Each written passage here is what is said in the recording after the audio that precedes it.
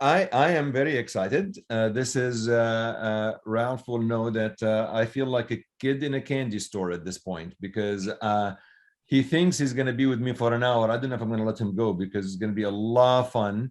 I have been waiting for this episode for a while. It took a while to schedule. I've had a lot of requests. Ralph, there was a lot of requests, by the way, from listeners. They want you on because the title of my podcast, as you know, is Healthcare Unfiltered. And unanimously, apparently, you are the most unfiltered physician on social media. How did you get this title and introduce yourself to listeners? Okay, well, I'm Ralph Weichselbaum. I'm a radiation oncologist at the University of Chicago. I've been here for 38 years. I run the department, or it runs me, and I have a big laboratory. And in the past, say, 10 years, my patient care responsibilities have been decreased, but I still am pretty active with the younger doctors in the clinic and do chart rounds and so forth. So how did you become unfiltered physician? What's going on? Well, because I think there's a lot of nonsense in general, and a lot of it seems to focus in healthcare more both in terms of what people demand for evidence, and also our own biases that filter into patient care. And of course, in cancer, it can be particularly rewarding or particularly tragic, but the more data we have, obviously, the better. And I'm interested in how people make decisions. So that's been a longstanding interest. I mean, Ralph, I've known you when I was at the University of Chicago. Obviously, I'm really a big fan. We sat on a couple of committees where I got to know you because you say it like it is. I would say the first thing that struck me on a couple of meetings that we were in together, that you are a no BS kind of guy, honestly. But at some point you had to play the political game, I believe, when you're a junior faculty and so on. And then you get to a point where, this is how it is, and you don't care, and people have to get. How are you seeing the academic world for the younger generation of physicians today? I think it's much more difficult, excuse me, than when I started. I think for academic physicians, first of all, the training is so long. I mean, in internal medicine, it's 3 years of a residency and 2 or 3 years of fellowship. And if you have a lab, maybe a PhD. So you're in the mid-30s by the time you start earning any money. And then in some academic centers, I think it's not particularly remunerative depending on the specialty. So that makes it difficult.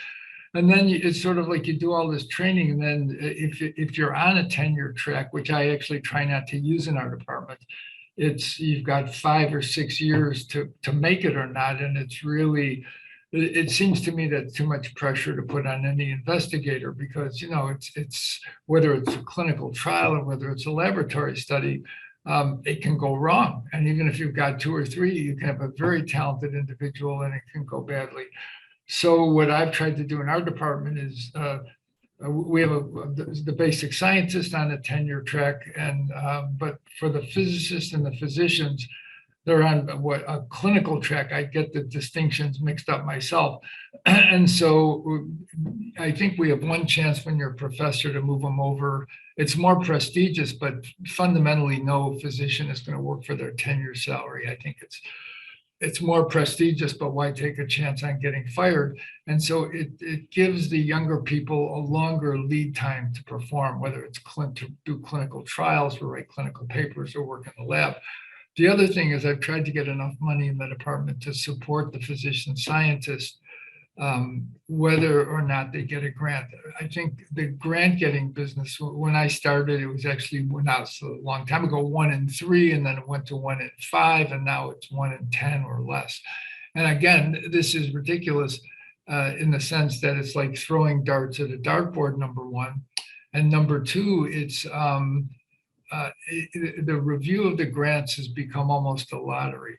So the NIH, it's hard for them to find reviewers. It takes a long time. These are very specialized things, and there's a certain amount of politics in it. So it seems to me, especially in a specialty like radiation oncology, where we don't have a lot of physician scientists, that if I could find somebody with talent, I need to support them longitudinally without the pressure of, there's enough negative things in life and in medicine. You know, if somebody doesn't get a grant, they don't need me. They don't need me to tell them that they screwed up. I mean, you just have to support them. So far, it's been, I think, pretty successful. You know, I judge by the number of professors that have come through the department and number of chairmen and people who've gone on to successful investigative careers. So I think that's key. I think, but you know, I don't know. It seems to me it's more, I wouldn't say punitive internal medicine. I mean, it's a much bigger portfolio with a much better established physician scientist track. But it still seems to me that this is a tough, it's too tough. And what I'm afraid of is that we're going to get talented young people who go to the drug companies who already own everything anyway. And it's, you know, really going to diminish the quality of science and oncology. But you would want to, I mean, you want to have the drug companies having some talent. Oh, of course. Yeah, I think, yeah. Oh, I'm not anti-drug company in the sense that I think they're evil. I mean, they're companies, right? And obviously they make the drugs, they distribute the drugs with all that goes with it. But I think, again, when I started, the drug companies didn't have the level of scientific talent they have now. It's not just the drug companies. If you look at papers in Science or Nature, a lot of them come from Genentech or they come from Novartis. I mean, these are smart, talented, gifted people. So, and of course, people seem to want to do academics, and it's, you know, it's a broad brush, but nonetheless, I think for a physician scientist, we should have an easier, shorter, more supportive path in general. No, agreed. So what's your lab focused on nowadays? And maybe, you know, you've done this obviously through 3 decades. Yeah. You're the perfect person to talk about the evolution about radiotherapy and maybe how your lab pivoted as things changed. What are you focused currently on, and what did you start in the beginning? So I started looking at DNA repair in human tumor cells, and I was very fortunate. I worked with a man, Samuel Hellman, who was the head at Harvard, and who actually became the dean at Chicago, and John B. Little, who had a lab at the Harvard School of Public Health. So I really got mentored by 2 people. And then when I moved to Chicago, I continued this and really got into how genes are turned on and off by radiation, and had a paradigm where we cloned radio-inducible promoters upstream of TNF, it turned out, and put this into an adenovirus and commercialized it. So the idea here was you could turn genes on with radiation, which has 2 advantages. One, it gets in and can be spatially controlled and temporally controlled. And 2, it has a cytotoxic effect on its own. And it shows you, I'm probably the only person who had brought a company public and didn't make any money. It was Genvec, and we had great data in soft tissue sarcomas. I bet this would have gotten approved at least to avoid amputation, but they picked pancreatic cancer, and I told them it fails distantly, don't do it. They did it anyway, and the company went down the tubes, and so did the thing. But at least it was scientifically interesting, right? And then I started, this gave me a little background in immunology, and I always say some bad things happened to me I didn't deserve. A good thing happened to me that I didn't deserve was I got to be a Ludwig professor. So I got some money from my lab. This was always a priority for me because I was bad at writing grants. I mean, I got them, and if it continuous funding for 40 years, but if I write 6, I get 1 funded. It's just brutal, right? And so this gave me some stable funding over a long period of time. And so I was able to get into the interaction of radiation and immunology and radiation and immunotherapy. I was fortunate to work with a guy who was at Chicago, Yang Jin Fu, who's really a brilliant person, taught me a lot. I'm so grateful to this person. He unfortunately moved to UT Southwestern and back to Tsinghua, I think, in China. But I still talk to him and collaborate with him. And so I've continued this. And then most recently I've worked with a scientist at Chicago, Wenbin Lin, who's a nano guy. So I always thought nano was nonsense. However, he has these things they call them MOFs, metallo-organic frameworks. So they're made of rare earth metals like hafnium. So if you radiate them, they give off many secondary electrons, and you can put things in them like immunostimulants or chemotherapy. It's very cool. And then also, I've been fortunate to work with a scientist, Chuan He, and he's probably our most famous scientist. And he works on RNA methylation. And working with Chuan, we've been able to show that there's methylases called writers of RNA, or he calls writers, erasers that are demethylases, and effectors. And by blocking these effectors, we've shown it in general it can increase the immune response. And he's been making drugs. There's other effectors. If you block them, you actually increase the immune response. You increase radiosensitivity, increase sensitivity to PD-1. So it's been very exciting. The only downside, it's taken us 3 years to get a paper out. We had one in Nature a couple of years ago, but that's another thing. If you're a beginning scientist, the amount of data now you need to get a paper into a high-profile journal is just astounding. I think there were more data in the supplement of my last paper than in my first 20. And there's a lot of this. And yeah, I want to, I know we jumped right away into talking about career and so on. I just want to make sure for listeners who don't know you, you've been actually very humble in how you introduce yourself. If you are listening to this show, Ralph just said, I'm a radiation oncologist at the University of Chicago. You're a little bit more than that. And I want to maybe step back and just make sure folks are aware of who you are, in addition to mentoring and so on. You've authored a lot of books, you've won a lot of awards, and you are in the National Academy of Science. You actually have a Wikipedia page. Did you know that? I didn't. I don't know how it got in there. I don't know how to get in. Some of it's not quite right. I should go fix it. Once you have a Wikipedia page, you're there. I mean, that is way more important than a Nature paper, Ralph. Yeah, right. I'm afraid you're right these days. I mean, there's Nature and Science, and there's, for example, the number of likes and retweets. As you know, this is now way more important. I just want to make sure, let's get our priorities straight.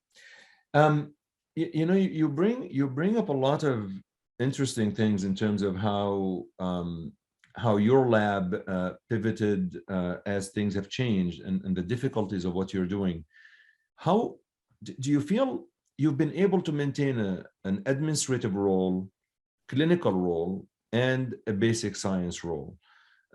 It's very difficult to have these three. Do you feel that for young generations right now, they need to pick one path or the other? Because I think you need to start on one. I think for anybody who's trained as a physician, who's been through a residency, it's a mistake to give up your clinical skills, whatever you're doing. And the more technical and repetitive it is, the harder it is to do. Surgeons have the hardest time because it's really a manual skill. Even in radiotherapy, if you do a lot of brachytherapy, it's a technical manual skill. So I think probably you have to start with one or the other. But I think it's a mistake to give them up. And the administration is mostly common sense and sort of bobbing and weaving. And that I've matured over the years. I would have been a fool not to learn something because you start to make all these mistakes. And I think it's really mostly dealing with people. Again, what's really changed to the extent that money's involved in everything. Academics has become in general, is a big money, high pressure. So we're caught between, say, the administration, the dean, and the physicians who want to get paid. And how do you keep labs going, pay the doctors, and make the dean happy and make enough money? And that part is tricky, and actually is the most anxiety provoking for me because you really can't control it. I mean, Yeah.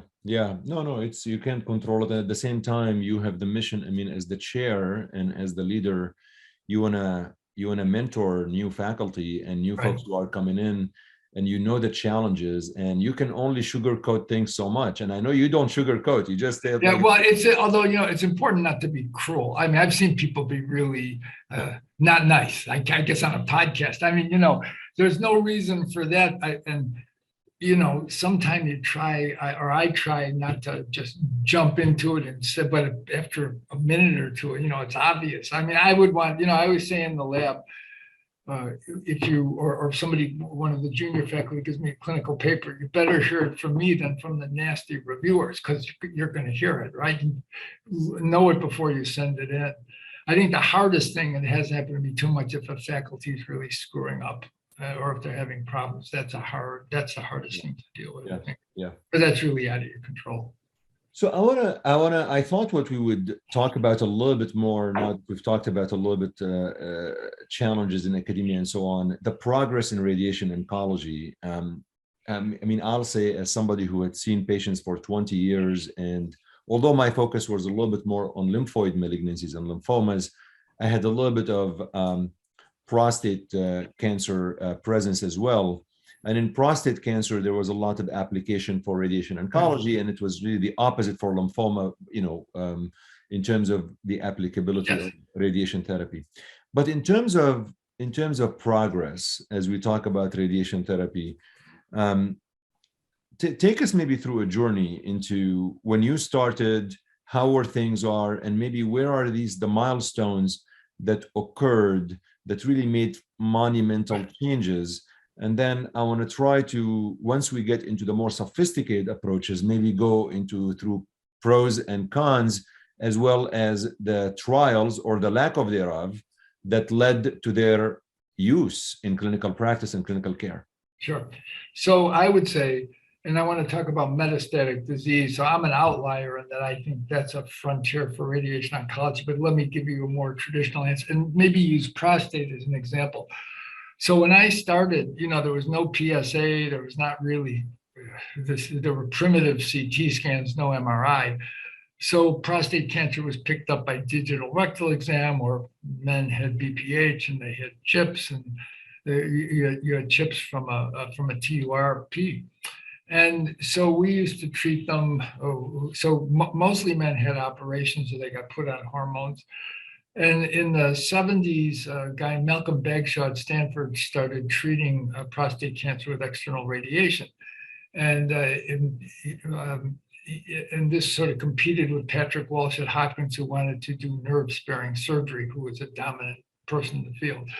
So the imaging improved, the method of delivery improved with intensity modulated radiotherapy, and a number of trials with dose escalation and or brachytherapy, which, if your listeners don't know, is putting radioactive seeds into the prostate.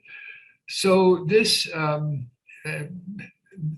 gave good results. It's not, neither one of these treatments is completely free, and it leads to well, who do you treat? Well, it's coming out, of course, that maybe you don't have to treat men who with low grade, that they can be surveilled. And then what do you do for higher grade lesions? So I must be 20 years ago, we started combining radiation with hormone ablation with Lupron, for example. And this seemed to give better results, and there's trials, and the dose escalation went up. And now with men with locally advanced, even high-grade prostate cancer, the outlook is pretty good, although, and I think the use of abiraterone or enzalutamide with radiation is going to change the landscape even more. So obviously we'd like to decrease the side effects. Using hormones for a prolonged period of time makes things harder. Or is morbid. And then, of course, there's side effects to radiation, proctitis, cystitis, short-term, and impotence, and some incontinence, mostly rectal injury long-term. So there's a running battle with the urologist on what's a better treatment. And of course, if there's that much controversy, they're probably about equal. I mean, today's Easter, so it borders on religious, right? Passover too. These arguments border on religious on which is better. Personally, I think given the cost of everything, and the morbidity of surgery, I think radiation's a better treatment for most men. I could see a young man, say 50, who could have nerve sparing is probably better with a nerve sparing procedure. Excuse me, and maybe a large tumor, high grade, who probably is going to require postoperative radiotherapy and hormones, might be better with it out. But in general, I think radiation is a better treatment, and it leads to a very interesting discussion on what's a better treatment, because it's not only cure, it's side effects. I know you're interested in cost, which isn't so much to interest to a specific patient. So I think that's sort of a paradigm for how things have moved. I think intensity modulated radiotherapy, where the beam is, so this is really computer controlled radiotherapy, where the beam is, the intensity is literally modulated, and where the apertures move at the same time. So the beam can be much more easily shaped than it could in the old days. So with improved imaging and delivery, it's changed the landscape to a degree in head and neck cancer, in lung cancer, and a variety of cancers. And I think in general, the combination with chemotherapy for local control has been a game changer. So platinum and head and neck cancer and cervix were the major benefits, local control. I can see combinations in lung cancer with checkpoint inhibitors. I personally think will move the needle, I hope they move the needle considerably. And then there's alternatives to surgery, for example, in lung cancer with stereotactic body radiotherapy. So here we give very high doses to very confined volumes. And again, there's a running discussion in lung cancer. Is a patient better off with surgery or what's called SBRT?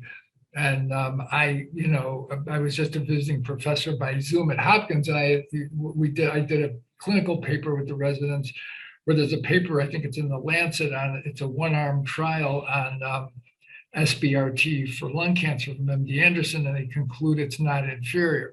Now there's a lot of hoo-ha because their definition of non-inferior is pretty loosey-goosey. So I said to the well, what would you accept as residents? And what would you guys accept? And they it's interesting that they sort of didn't get it. And I said, well, I wrote this paper a long time ago with Barbara McNeil and Steve Pauker. It's called The Fallacy. It's in the New England Journal. It's called The Fallacy of the 5-year survival in lung cancer. So what we did, we asked young, if you ask, we use this utility theory, which is a way people invest money. So somebody your age is going to buy more stocks, right? Because you're more long-term and you're more risk-seeking. Somebody my age, I don't want to buy ripe bananas, right? I'm going to buy bonds. So it's true with patients too. Older patients want to take less of a risk for guaranteed survival. But the assumption here is surgery has some mortality, and of course, it's involved with frailty, et cetera. So I think that to date, the technological advances in radiotherapy have moved the needle. I think combination with systemic agents have moved the needle considerably, whether it's hormones or chemotherapy. Checkpoint's not quite there yet. And there's a lot of controversy around that. I think that moves the needle. And then I think some better imaging continues to improve it, whether it's, say, PSMA PET for metastatic disease and so forth. It's hard to listen to this, Ralph, without thinking about the little exposure that medical students get to radiation oncology as a discipline before they have to make a decision. I actually taped an episode on pathology, and I interviewed a pathologist from MD Anderson. And it's like the common theme. When you go through medical school, do you think they understand, medical students, do they actually understand these nuances and these advanced in radiation oncology, so they know? Because when I was a medical student, which was a long time ago, I don't think I even knew. I thought radiation oncology, you put somebody in an oven, and you just have I don't know. We are the Rodney Dangerfield of medical specialists. The students have so first, I always tell what I told these Hopkins residents: you're a doctor first, you're a general oncologist second, you're a radiation oncologist third. And so everybody should have some fundamental understanding of cancer, more or less, and at least understand what risk is, what risk benefit is. Not just stick somebody on a clinical trial, which happens, and everybody's guilty of this. So I would say we have almost no exposure to the students. I think medical schools aren't optimally organized. Internal medicine isn't optimally organized. It's everything, right? Half the faculty is internal medicine. But for example, we have more to do with oncology than oncology does with nephrology, or than oncology does with neurology, or, it just, so I think some of it's malorganization. I think we're a small specialty. I also think that we haven't done a very good job of. So there's actually some really brilliant people, but because it's small and the probability of getting somebody really brilliant is pretty small, I think we haven't done a good job of selling it to the medical students, or even saying, look, here's something you ought to consider. Not even to the medical oncologists who have a broad training in internal medicine, but actually, as I understand the training programs, it's really, you're focused on, in a fellowship, at least at Chicago, I think they're focused on just a couple of diseases, right? Yeah. So if I ask a medical oncologist, tell me what a 3B cervix cancer is, most of them can't do it unless they do gynae, right? Yeah, no, they can't. And I think they study a little bit for boards, and Right. then after boards, it goes out the way. Right. And in fact, you're penalized, not penalized, but you are discouraged from becoming a generalist. You really have Yes. to accept a specialized. But I think for me is, I still don't believe medical students understand radiation oncology, and they have to make a decision which residency to apply for Yes. when they're a third year, fourth year medical student. And that's why I think there's a disservice to the specialty, because there's very little known about it. Right. Also, I think the MO is, and some of this, of course, is radiation oncology's fault, that we're not real doctors. In Europe, there's one sort of, at least in Britain and I think in France, most cancer specialists are trained in both, and then they do one or the other. But for example, I think the people who do the radiation for brain tumors give the Temidar, because we do the hormones now with prostate cancer. I think there's been a fundamental mistake of radiation oncology in the United States not to adopt this. One, because I think some of the advances will be systemic agents combined with radiation. And two, at least you're a doctor, right? I mean, just even when we do brachytherapy, putting the patients in gynae as opposed to have our residents take call, it's we don't want to become medical oncologists, or, as I say, salt and water people. This is a mistake. But at least have presence on the wards. It's a mistake, a real mistake. And then my colleagues wonder why nobody respects radiation oncology. Well, this is why, because this is ingrained into the psyche of being a doctor, right? I do. I respect, as long as I remain the quarterback, I'm okay. I'm just kidding. Yeah. So, well, no. I mean, but that's, if somebody, like, I have very close friends with Everett Folks, who's great. If he tells me something in head and neck cancer, this guy knows all aspects of it. And so if Everett tells me, boy, I listen to him. Now he's smart, but I know he knows. Where there's other people, if they tell me something, I know they don't know what they're talking about. So Everett is like this ASCO president. We gotta listen to him for a couple of more months, and then yes. So I noted, as you were talking about advances and changes in radiation oncology, you did not mention much about proton therapy, Ralph. Right. So I've been pretty outspoken about this. So protons, for your listeners, are charged particles that give up their energy and give a very nice, what's called a Bragg peak, named after Sir Lawrence Bragg. So it looks great.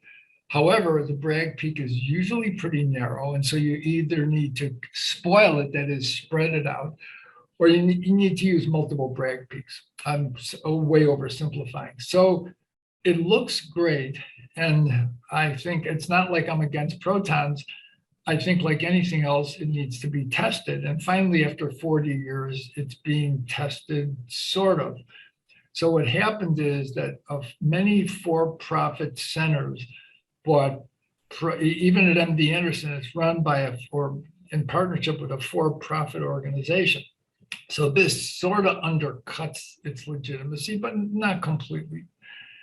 And so what you see is ads that say, we're going to cure you with protons. So let's go back to so I would acknowledge that there are definitely people with rare tumors like chordomas against the spinal cord, or children, that would very likely benefit from protons, although there's no trials, but the populations are so small, they'll never be done.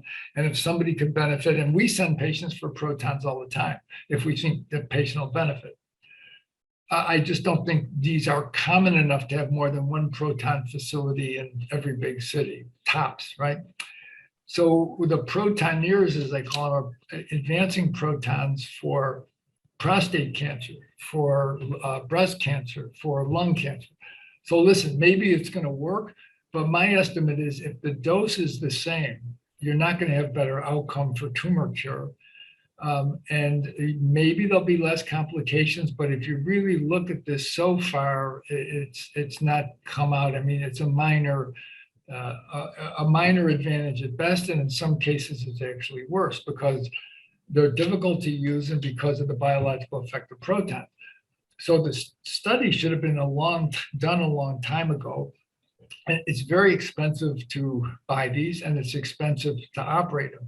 So the question is the squeeze worth the juice? So I'm open to it being better, but don't be charging insurance companies and patients a lot of money without some benefit, because what's going to happen is people who really need them in the future won't be able to get them because nobody's going to pay for them. But let me ask you this. I mean, you and I know that payers, like insurance companies, are notorious for trying to deny payments. That's why I get the peer-to-peer, and I mean so many times, right? So why are they pay for it? Like they actually do pay for it. I think it's got to do with the lobbies of the equipment manufacturers, and to an extent, I don't know this for a fact, Astro, which is a radiotherapy organization, a good organization. My suspicion is that there's probably a lobby to get them paid for it, because you're right. I'm shot, and I just saw on Twitter actually that somebody got sued for denying protons for lung cancer. So this is crazy stuff. I mean, unless, I don't know the individual case, I suppose it was growing into the vertebral body maybe, but it doesn't make any sense to me that somebody could get sued for denying protons when there's absolutely no data it's better, either for decreased complications or increased cure rate in lung cancer. Nor is there likely to be any. So today in 2022, which patient does Ralph send to? So we send most of the kids because there's no exit dose, or if we're radiating the brain, it doesn't spread the dose around as much.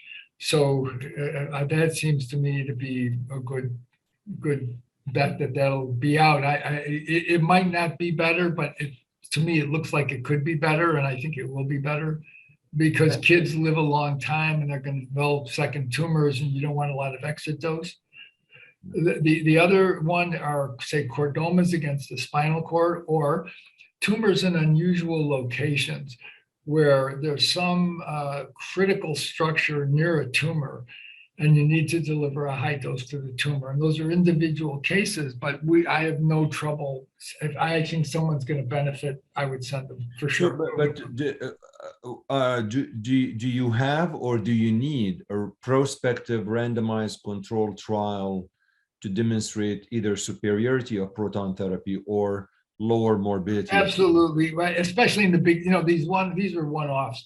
But I think in breast, lung, prostate, absolutely. These are big volume diseases, and to me, it's Looney Tunes not to do them. In prostate, I don't see how it could possibly be better. In breast, left-sided breast, theoretically, it could be better with less of heart dose, but it'd take a long time to show it, and certainly not for cure. And in lung cancer, maybe, but I don't think so. You've got to account for organ movement. If they use them to escalate the dose, where you could move the needle, that would make more sense to me. I don't understand why they give the same dose. In other words, if you give the same dose, you can't possibly increase cure unless it's magic, right? So aside from magic, I just don't see it. I think and you mentioned there are a lot of these centers, even in our state of Illinois. I mean, yes, kind of all over, and Indiana close by and everything. And, right. and I wonder if some of this is pushed by, there's direct to consumer marketing, as you know. I mean, you go and see a billboard talking about proton therapy, and and patients do get impacted by this, and it's very difficult to separate the signal from the noise with proton therapy. Well, I mean, but there's no evidence. In other words, this to me, so there was a National Academy symposium on technology outside of radiotherapy, outside of radiology. So they had me, I was one of the co-runners of it, right? So when they saw that, they basically Astro and the equipment manufacturers made sure they got their people on there. So the woman who ran it said to me, look, you're biased, you do the surgery. So they did robotic versus open prostatectomy. So the guy gets a very distinguished urologist. They're showing movies and they show outcome data, right? But open versus robotic. And I said, it looks like they're the same. And they go, oh no, the robotic's better. I go, well, put the slide up. And of course, the outcome curves are superimposable. And maybe there's half a day less hospital stay with the robotic. So they got pissed off. And I said, listen, so, but I think so there's no evidence really the Da Vinci robot is better. The surgeons like it better. And I don't even think they train people to do open prostatectomies or not. I mean, that's a general statement. But the fact is it's been adopted without real evidence, right? I mean, I don't think there's a randomized trial on the Da Vinci robot. I'm afraid the same thing could happen with protons. Now, there's in a lot of these smaller centers. So I'm big on the more you do, the better you get. And so in universities or large practices, it's radiation oncology subspecialized, which makes a lot of sense. So now you're going to have people running these centers with protons, which are much harder to use. And none of these places have outcome data on what I call RORT, regular old radiation. In other words, I've said this on Twitter too, I'm not against private practice. It's great if it's big enough. It's got to be big enough so there's specialization. Even I'm uncomfortable in our own center. The university sort of foisted, I shouldn't say this, foisted these smaller practices off on us. And the people out there that have been in the department who agreed to do it are very good. But you need to do a lot of whatever you're doing. It's like that in medical oncology. It's like that in surgery. It's like that in everything. So I think this is a fundamental flaw in American medical practice for something like this. And I think protons are going to exacerbate it because they're just harder to use.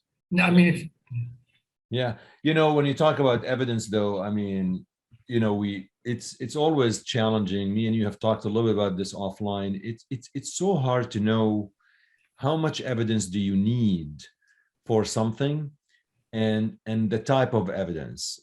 How many things you need for a prospective RCT versus. Right. I mean, look, we are hopefully emerging out of the COVID-19 pandemic. And over the past couple of years, so much talk about, well, you need evidence for X, Y, and Z. And people fight with each other. Well, I don't need evidence. I need evidence. The same applies here. I mean, Gamma Knife, Cyber Knife, SBRT. There is no large prospective randomized controlled trials. There's a lot of hodgepodge of things. And then you guys decide what's appropriate for somebody. So take me through as a scientist, as a clinician, as a clinical trialist, how do you determine the level of evidence that you need and what to do? Because this came up to me in a paper that was published in Lancet Oncology several months ago, which really stirred a lot of debate on Twitter, and you were pretty animated about the paper. But before we go about this paper specifically, just take me through for me, it seems some things, are too rare or too small to do a trial on, and you're sort of going by, you're sort of winging it. I think otherwise you do, the best thing, of course, is a randomized prospective trial. But for these equipment things, generally, they're not done. One, for example, CyberKnife is cool. It's the world's most expensive, cool video game. It's invented by John Adler, a neurosurgeon. And it's a swivel-headed beam, swivel-headed apparatus. It's like a robot, but there's no evidence it's better than anything else. It's just people like it. Okay, it's a little more limited than a linear accelerator. Same thing with Proton. So if you do the number needed to treat, you would need to have a huge trial in most diseases to show benefit. For example, in prostate cancer, you never could show benefit. I mean, given the natural history of the disease, the age of the patients, it's almost impossible, which is why there's so many debates about radiotherapy versus surgery. It's very hard to show an advantage. Maybe you could in lung cancer and something like glioblastoma, where you could give a very high dose and not have much benefit. You can't show an effect either. So I think if the outcomes are equivalent, sure, you can use them, but I don't see charging a premium for them. And I think these claims that they're better are just not true. They're just not true. You can't prove it. In other words, you have to be able to show it to prove it. And I think, the best, of course, is a randomized trial, but I think it'll never be done. There aren't enough cyber knives, or in Gamma Knife, it has certain advantages for very, very teeny target volumes, but that's never been proven either. And I think there's just no reason to have one. I know people, if you have one, they use them. I mean, there's nothing wrong with it, but it's not necessarily better. The other thing is you require a stereotactic frame for Gamma Knife. You don't for most LINAC-based treatments in the brain. So it's unprovable, but it's provable, but no one's ever going to do the trial. Yeah. Well, I mean, there are certain things. I know that we couldn't answer everything in COVID-19 with our RCT, but there are certain things I actually did feel could have been done with millions of people being impacted. And I know this is not about COVID, but one of the things I thought, like people talk about fourth dose right now, right? Right. And I don't know, like I feel like this is something that should be studied in an RCT, because you can't keep winging it every 6 months, giving something. But this is a little different though. In other words, these are actually small questions. So the big cancer questions are, at least, for example, I'm big on treating metastatic disease with the so-called oligometastasis. So this is another thing where the common conception is cancer is all over. Well, it's not all over, but it is, right? Yeah. So Hellman and I wrote this paper 25 years ago, and this is something I've been studying as well. So that would really demand a randomized trial, because that's being done. I mean, I'd love it because I get a lot of attention, but I think probably it'll work in some diseases and it won't work in others, and it depends on the efficacy of the systemic agents. That demands a randomized trial. The stuff about CyberKnife versus Gamma, that's a small question to me. Yeah. I don't see this is not a big question. This is nonsense. And this is what kept radiotherapy or radiation oncology down, is this excessive. So we want to be as technologically elegant as we can, but we don't want to bring it to the point where we waste our resources asking stupid questions. And we've done a pretty good job of it. Well, so there was a paper published in Lancet Oncology, my friend. It actually was published August 4th, 2021. And the title of the paper is, and I'm reading it from here. Actually, it was pre-EPUB and then was in print on September 1st, 2021. Pan-cancer prediction of radiotherapy benefit using genomic adjusted radiation dose GUARD, a cohort-based pooled analysis. You went crazy on this one. What happened? So radiobiology actually had its roots. It was done originally by people who had backgrounds in physics. And it has its roots in bacterial genetics. So you can predict from survival of mutant bacteria, this goes back to the 50s, you can construct what's called target theory. That is, DNA is the target. How many strand breaks do you get? What's lethal? So bacteria are pretty simple, and it sort of works. So now you bring this up to mammalian cells. Now you've got histones and non-histone proteins and microRNAs and all kinds of, well, I guess bacteria do, but all kinds of complexity. So not so easy. Now you take tumors and you put them in a ball. Now you have cell-to-cell contact, and now you put them in the host and you have immune system. So the idea that intrinsic sensitivity, which I studied for years, is only one parameter, right? So for example, we did a CRISPR screen, that is a knockdown screen, an in vivo screen. And we haven't published this, but what we found in cells, the genes that govern survival after radiation are exactly the same genes you would predict: cell cycle, DNA repair, p53. If you put them in an immune-deprived mouse, but now they're in a ball, Now it's cell-to-cell contact genes, still some DNA repair genes. But if you put them in an immune competent mouse, now it's the immune contexture. This is not for immunotherapy. It's the immune contexture that determines whether the mice are cured of their tumors. So these kinds of models that take none of this into it, it's sort of, it doesn't make any sense on its base. And they use these complicated mathematical concepts to say this is predictive. Now, I would believe it at least had some value. So the overwhelming determinant of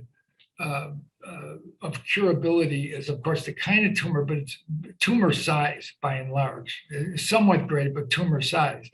So if they told me I can predict which T1 larynx cancers will fail, or I can predict which T1, T4 lung cancers will be cured, that has some resonance to it. But these guys say, oh, well, sort of ex cathedra, it's just contorted. It doesn't make any sense. And to an extent, it's dangerous if people start to use it. Now, maybe they got lucky. It's the old Shakespeare thing about you have 1,000 chimpanzees with 1,000 typewriters and one of them will write Shakespeare. So that's possible, right? I mean, I won't deny it, but it's nonsense, but it's possible.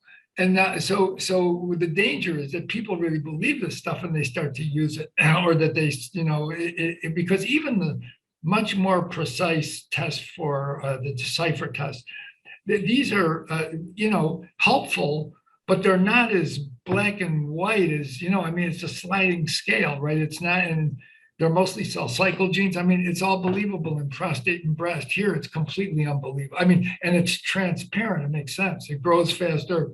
You do worse. Here, it makes no sense to me, and they don't like my commenting on it, but it's, I think, so. So the paper was trying to create a predictive model, right? And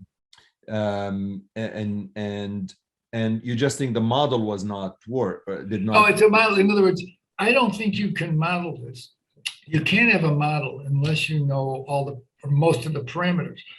So I think they're modeling intrinsic sensitivity to radiation based on in vitro survival curves. And what I'm saying is in vivo, it completely loses its resonance. And once you put it in with a host immune system, good or bad, it really doesn't have any resonance. So their assumptions are fundamentally wrong. Plus, there's difference in clonality. So within a tumor, you have some tumor cells that go on and they're dangerous, and you have some that terminally divide and they're dead, and you have everything in between. And so this takes none of that into account. That's why tumor size is probably the best surrogate for curability. Just like with chemotherapy, adjuvant treatment generally works better than if you've got wall-to-wall cancer. So is it you think just, I mean, the paper, like just taking this as an example, were the peer reviewers not, how did a paper like this? That I have no idea. I have no idea. I just can't even, you send in enough papers. I've snuck a few of mine through. You just don't know. I do think though, one of the advantages of social media, that's my own opinion, is there's more peer reviews beyond the 3 peer reviewers that Ludwig were in. And I wonder, for a paper like this, did you think about writing letter to the editor? No, well, the guy who wrote it, he actually sent me a text. He said I was hurting him professionally, and I didn't want to do that. It's fun as long as it doesn't hurt somebody. I just wouldn't do that. That's a bad thing to do. No, of course not. It just, when somebody asks me like this, it just sets up, because I think it makes us look like fools, to be perfectly. There's enough crazy stuff out there. I think radiation oncology, we can't afford to look greedy, like we're not doctors, or look foolish, more than other specialties, I think. Yeah. So what maybe just a little bit into how do you see the field of radiation oncology evolving in the next few years? What excites you that's coming down the pike about radiation? So I think a couple of things. One is this idea you can treat metastatic disease either with stereotactic radiotherapy, that is high dose with better imaging, and it probably in combination with systemic agents. So it could be used one of 2 ways. So this paper I wrote with Sam Hellman, who's just one of the most determinative people ever in oncology, forget about radiation oncology, is that cancer isn't overall all over all the time, that you can image it and you can treat it, and that even if patients are treated with systemic agents, we can ablate the resistant clones. Because if you look at the data, almost all patients, except lymphomas, that's a lymphoma and leukemia are outliers. The hematologists are smarter than we are, is that even with the TK inhibitors, tumor cells become resistant. So can you either upfront by treating all the sites of disease, reduce the burden so you don't get resistance, or can you clean them up at the end? Or in the case of something like PSMA, can you actually ablate metastatic disease with high doses? So this is very exciting, and I think this is evolving. And I think, as I say, I know all the trials won't be positive. And it's sort of, when Sam and I wrote the paper, it's interesting. We sent it to Journal of Clinical Oncology. 3 reviewers read it, rejected it. And he called George Canellis, who's a famous guy, and he yelled at him. And so George published it as an editorial. But everybody thought it was such a bad idea. I backed off for a couple of years, and then we did a phase 1, and I had done a lot of lab stuff on this, and I didn't mention that. And then it looks like this. So the hypothesis is it's a spectrum of disease. Metastasis is a spectrum like everything else. And that's probably right. Whether ablating sites really is going to help, that's open to much more question.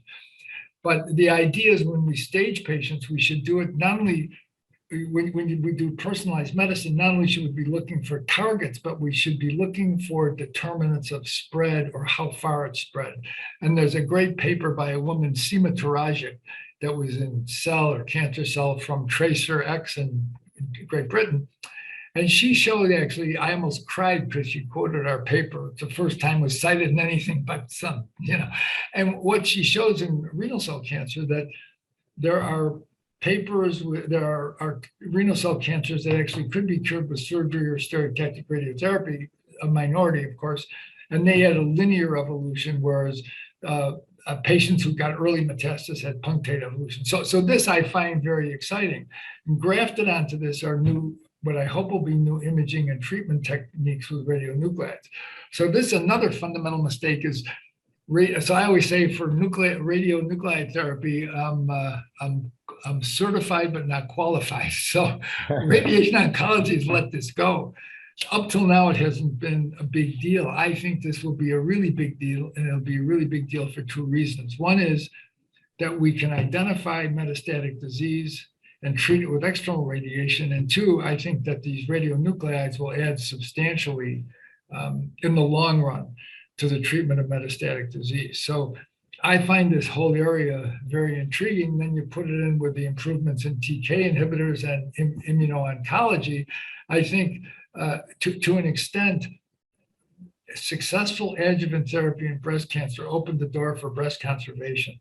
And I think I think the same things are going to happen. So I'm very excited about that. So I know that you obviously have done a lot with textbooks and written and edited and part of this, but have you thought about writing a book to the public about radiation therapy and the history? I mean, just listening to you, the perspective that you have over 40 years almost of evolution of a discipline that I can tell you a lot of people, including medical professionals, I mean, honestly, know very little about.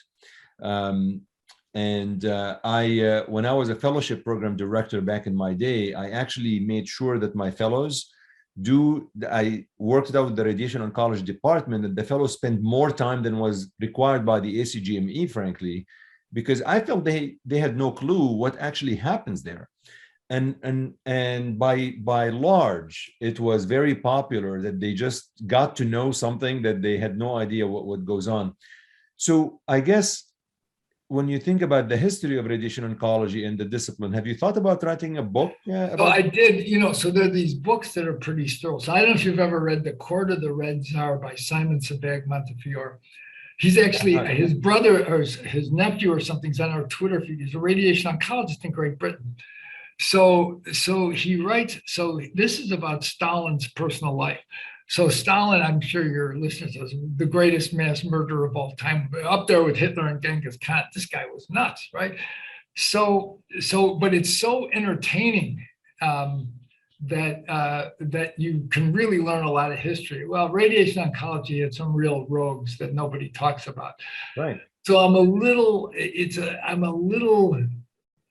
it's hard to prove, I mean, it would take a lot of time, but it would be very interesting to do this.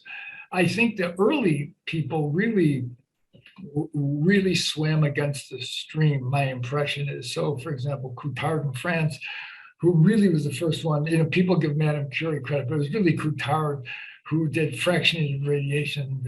He really figured this out. And then there's a woman who never gets credit called M. Vera Peters. Vera Peters was a Canadian radiation oncologist at the Princess Margaret. And Dr. Peters, she was really the first one, or on a large scale, to do extended field radiotherapy for Hodgkin's disease. And if you go back and read it, there were people who did it before, but she and Eric Eason really pushed this. And she had a very large series. And of course, Henry Kaplan at Stanford grabbed all the credit. And, she was sort of a retiring person. And then she also did breast conservation without taking out the lump. She did a matched pair analysis, published it in JAMA, showed the survival at 15 years was the same. And, she did a lot. I mean, really did a lot, gets absolutely no credit. So there's a lot of things. Sam Hellman, I think, these residents didn't know who he was. This guy was the determinative person in radiation oncology. He is absolutely brilliant. He did breast conservation. He had the bully pulpit at Harvard and published just a retrospective analysis, but said, look, at least this is possible, right? And he did stem cells not before Till and McCullough, but he did stem cells. And he also did computer-controlled radiotherapy, but the computing at the time wasn't good enough, so you had to move the couch, and it didn't quite work out. And then Henry Kaplan, of course, was determinative. So yeah, I thought, but he apparently, there's a book about him, apparently he wasn't a very nice guy. And just like Fletcher at MD Anderson, he is crazy. I know him, he's completely crazy. But so the answer is, yeah, I have thought of it. The other famous oncologists I got to know I wrote a book with Tom Fry and Jim Holland. So I knew Tom from Boston. He was very good to me and very helpful in my career. And some of my therapeutic adventurism I got from Tom, because Tom used to say, if you don't kill 10% in the clinical trial, you're not being aggressive enough. Now I'm not quite there, but that was, and Holland was absolutely, I didn't like him at first. He was an acquired taste, but such a smart guy. And the same with Don Keefe at the Farber, really a close personal friend. I would say it's something honestly to consider, just because I think there's a lot there it will be a fun read, to be honest. Of course you have to be a good writer, Ralph, and I don't know. Well, I know that writing prose is a little different than writing dry science.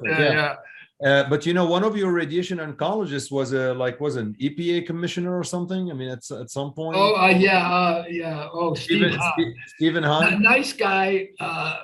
I won't comment on his politics. I don't know him I just know him to say hello to him, but everybody I know says he's a nice guy, a smart guy. But you really have to, in something like COVID, you got to know what you're doing. This is like me commenting on COVID. This is crazy. I got to tell you, I don't know if anybody knows at this point what they're doing. I think it's, But if your background's in really, I mean, it should be an infectious disease if you're going to do that, right? That's. Anything else I needed to? I mean, there's so much to ask, but at the same time, I want to be very respectful of your time. That's all right. I think really what I gave you for the future of radiation oncology is my aspirational stuff about doing metastatic disease, even doing some mild drugs, as it relates to really having inpatient beds, really moving the field in that way, and developing a cadre of young investigators who get support. I think I hope it happens.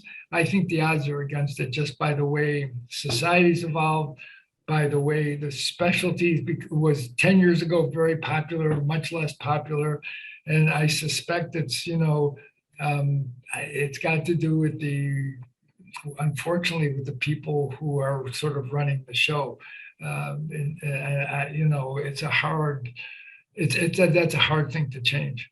I have to say, though, Astro in general has better locations than ASCO. ASCO is always Chicago. I mean, I'm planning on going to next Astro. I will say Astro's really upgraded their meetings. They've done, I'd say in the past 10 years, a much better job, much more scientific, much more data-driven. But ASCO's got huge clout. I mean, you know. Which ASCO award did we give you, Ralph? I mean, Karnofsky. Yeah. So do you mind tell us a little bit about how that felt and what? It felt. Listen, this is great. So I didn't know it was the top prize. So that was obviously enormously flattering, and I felt like I was very fortunate, probably a little undeserving. But, you know, because you look at the people who have wanted to really move the needle. So I hope the oligomets will move the needle, you know, and I think you have. See, who said the oncologists don't like radiation oncology? Yeah, right. They even gave you an award. So the only other radiation oncologist was my mentor, Sam Hellman. So that was very special.